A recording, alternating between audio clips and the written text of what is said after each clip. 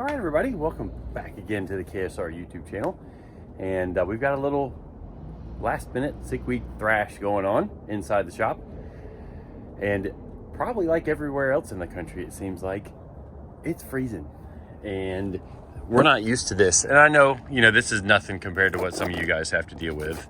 But that's after driving around an hour this morning, taking my kids to school all over town, even stopped top off the truck with fuel. The truck was covered in ice this morning before we left the house. Kids were all freezing, I was freezing. But we made it to school. But let's get into the shop and show you what all we've got going on. It's a lot. It's definitely a lot. So let's go check it out.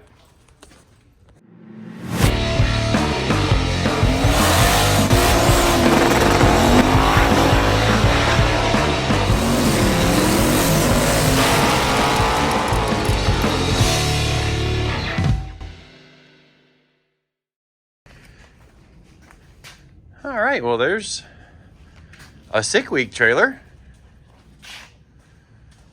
Kind of snazzy. We made a tire mount for it. It's all loaded up with stuff inside. Generator on the front. Wheels here wiring. And that's the one we're taking to sick week. We're gonna make it happen. We were worried our struts weren't coming in. Our struts got delayed several days. We had Mentor Motorsports go through them, and we didn't realize they were going to add canisters to them, so we've got to fabricate some shock canisters. But this is Reno's Chevy 2 1963 Chevy 2 Nova, whatever we want to call them. Got some Rife back pressure sensors plumbed in on it. We're almost to the point of cranking it up. We're close. And even though there's only a few days left, there's a bunch of us working on it. So a lot's going to happen, hopefully by the end of the day. And we have tomorrow if we need to. But check this thing out underneath. It's kind of pretty. Carbon fiber drive shaft. Rear end's all done. The street fuel tank, we wrapped it up yesterday. It's got all of we made it where it's got like a sump on the front of it, and there's just holes that go between the main tank and the front tank, just so it kind of cuts down on the sloshing around the main fuel pump. That's the street fuel pump. That's not the main fuel pump. So we've got some material coming in today to fabricate gas tank straps. And then once that is in, did they get the fuel line run, the street fuel line? No, I still see the fitting up there. CJ's mounting the shocks. Oh, we got those threaded still too. Sweet. Yep. All the locking force. Yeah. Yep, got our shock sensors on the back. See all that's wired up and everything there. Which that'll get a little bit more zip tied up once we get all of those. Get the fuel tank in, get the straps in, get all that stuff figured out. Kind of using our shock collar for our lower mount because it's just the way it worked out. Got the upper mounted to the thing there.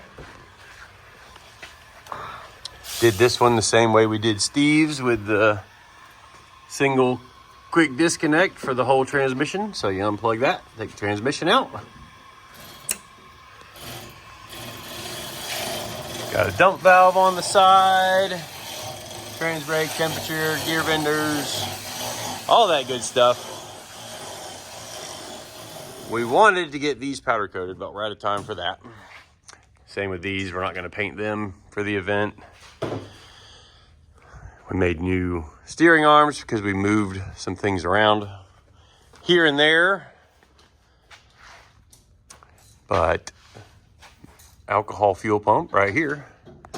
And we've got to build a tank that will be up here. Eventually, there will be a pipe that goes from there up to the core support, which obviously it's missing a core support. But check this out. We got an aluminum magnet. You guys ever seen an aluminum magnet before? Isn't that cool? It's aluminum and it's a magnet. It's not because there's steel beneath it. Nope, that's not what it's an aluminum magnet. That's a dad joke right there, isn't it, CJ? Yes, it is. Very so much. But the bad thing is, I thought about that last night.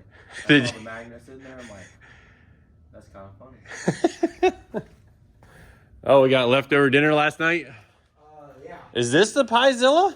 No, we ordered 2 extra larges because it was about the same price. Oh, okay. I did the square inch math on the amount of pizza, so we got 2 extra larges. It's like $4 more. Oh, gotcha. All right, how many people recognize that car? Let's see, we'll give you that ring a bell? Some of the people that are working with him. That is Sean from Canada, the what, no way guy. And he's full in on it too. So he got here, we did some dyno tuning on this thing. Obviously, I didn't film it. He filmed it on his channel, so go check out his YouTube channel.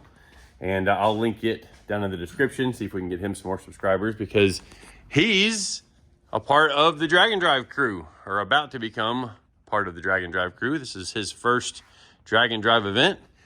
He's been to a few NHRA races, kind of got the bug to go do some racing.